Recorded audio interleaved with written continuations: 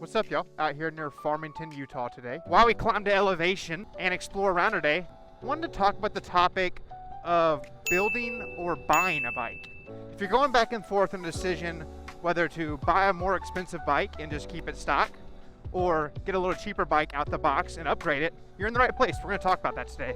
I want to start off with the pros of buying a cheaper bike and then building it and making it your own.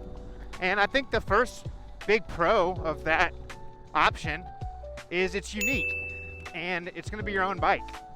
You'll get to buy the parts you want, the colors you want, and overall it's just going to be more of a bike that looks and represents you. Another huge pro is you're going to learn how to work on the bike. So by upgrading it, changing the parts, making it your own, through that process you're going to learn a thing or two, which is awesome because then you'll know how to maintain these things and just overall be more self-reliant with fixing things moving forward. And the last pro I want to talk about is it can be more cost effective. I mean, especially if you start with like a used razor frame or maybe a broken bike and you just get the frame. Now it can get expensive. You're just doing Electroco, Warp 9, just, top-notch brands. Yeah, you're gonna have a sick bike, but that's gonna add up quick. Do it right. You want to source your parts in a cheaper way, however that may be, used or just lesser known brands. Then yeah, you can definitely build a bike cheaper. I want to go over some cons now of building your own bike compared to buying one. The last pro can go the other way too. It can cost way more for less or equal performance of a stock bike. I mean, you see it all the time. I mean, I love the videos, but you go watch a video of somebody, or surrons or talaria boys or whatever, they build the $20,000 surron. And I've not had the privilege to ride one of those, and I'm sure it does feel like a $20,000 bike and it's amazing. But for 20 grand, I mean, I could go buy a brand new Stark and pick up a used ZX6 or whatever. I mean, I could go get some crazy combo of bikes for 20 grand. That's definitely going to provide me more fun and performance in that surron. Now, that's an extreme example. Obviously, not many people are spending 20 grand on a surron, but you get the point. If you start letting these things add up, you need to start thinking, like, what could I have for what I've spent on this bike? If I bought a Light B and now I go put Warp 9 wheels in it and a Jive battery and some new forks and the whole 9 yards, okay, now that's 10 grand. For that 10 grand, I almost could have bought a Stark, or I could have went out and bought like a brand new YZ 450 or something. Not to me, teach their own. If you just want the fully modded surron, I mean, you're talking to a guy that loves these bikes. By all means, do that. But just something to keep in mind when you start building a bike and spending a lot of money. Like, think about the comparable things you could be getting. And then next con, I was going to say reliability. I mean, you're building it, so this one's kind of up to you.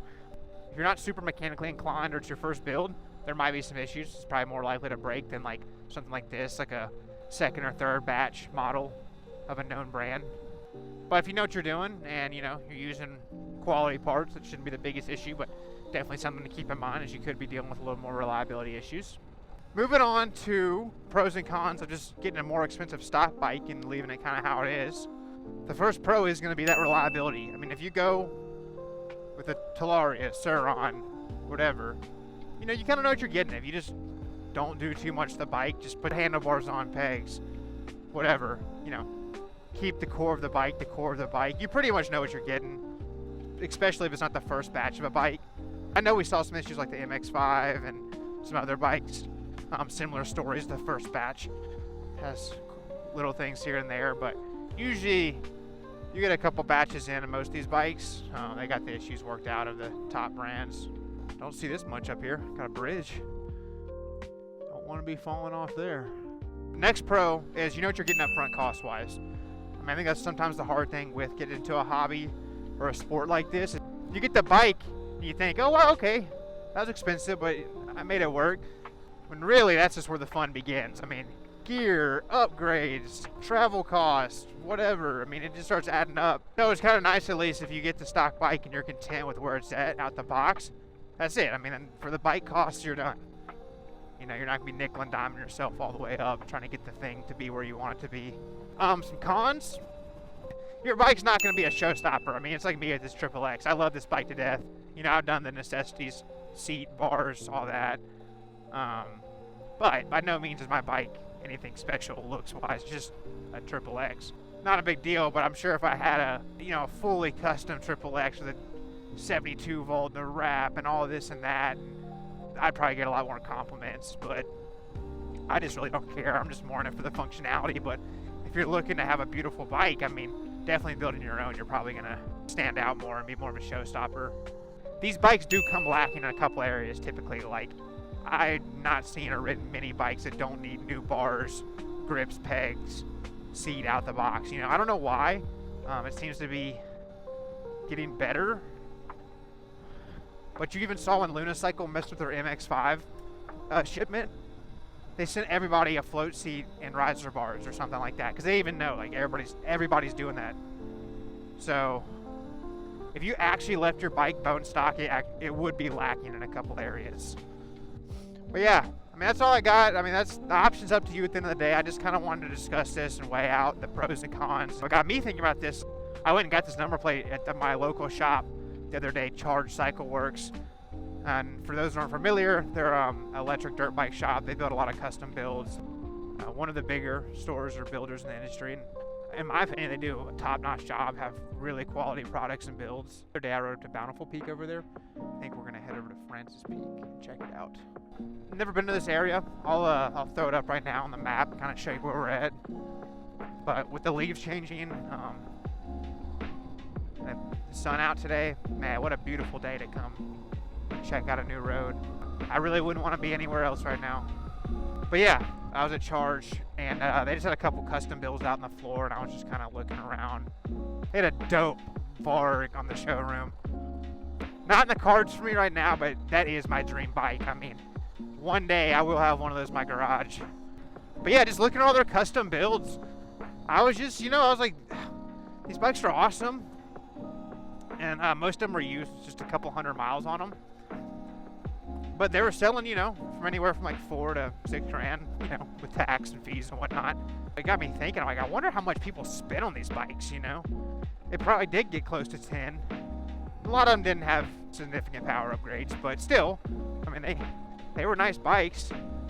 And now I could go pick it up with 250 miles for $4,500, It's even worth it to build, or like, if you want to even take that route, should you just go pick up a slightly used one from a reputable dealer? I don't know. Anyway, that's what got this on my mind. So I just want to talk about it. I know a lot of people will probably weigh out this decision. What is this? I think this is probably more for like cars and side-by-sides. Still, always nice when you roll up on a gym like this. Yeah, this would be fun to bring the 4Runner up to. Do some car stuff. Yeah, dude, this would be good car stuff. We're in the car off-roading. But I don't know, lately, coming out to areas like this has been getting me more interested in the thought of it. Let me know in the comments. Any of you guys ever take your cars and do some off-roading places like this? All right, continuing to the peak. It's also nice there's not many cars back here, so we can actually get in the throttle, make some good time. Sometimes there's so many cars back here, I get nervous going too fast around corners. Need I say more? I mean, come on. It's beautiful. That's a miss. I was really hoping that got clutched up for the camera, but can't win them all. This is in the road for the bike. Finish this video on foot. I know I say this in a lot of my videos, but if you're ever having a stressful time or just feel like you're in a place or having a week in life where you can't get out of your own head, my only advice I got for you, not saying it's good advice, is just do something like this. Go outside, leave your phone at home, disconnect from the world. It always helps remind me why life's worth living, man. There's a lot of tough moments, a lot of bad things that come along with this world, but man, for me, getting out and riding my bike out here for a couple hours reminds me that's all worth it. But yeah, I hope this video helped weigh out some pros and cons for any of y'all having trouble deciding whether to buy a little cheaper bike and spend the money on upgrades, or just spend your whole budget out the gate. Either way, you're getting a bike, you're gonna be having fun, so don't worry about it too much. That's it, y'all. We did it. We're at the top of the service road. What a good ride up here. Beautiful view. But that's gonna do it for today's video. Hit that subscribe button and I will see y'all next week.